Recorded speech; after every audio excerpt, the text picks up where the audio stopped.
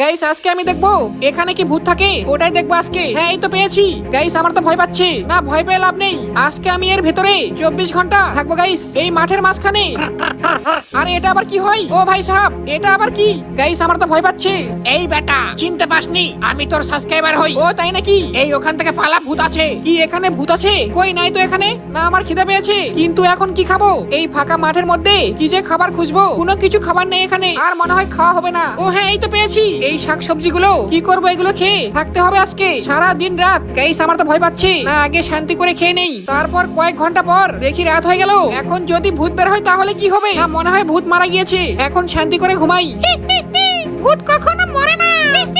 একে খাবি নাকি? না আজকে ওকে ছেড়ে দেই, এইবার আসলে ওর ব্যবস্থা হবে। আরে ও ভাই এটা সত্যি না স্বপ্ন হয়? সকাল হয়ে গিয়েছে কিন্তু ভূত দেখতেই পাইনি। গাইস তোমরা কি দেখেছো? অনেক কষ্ট হয়েছে, একটা ভুল করে গাইস করে দিও সাবস্ক্রাইব।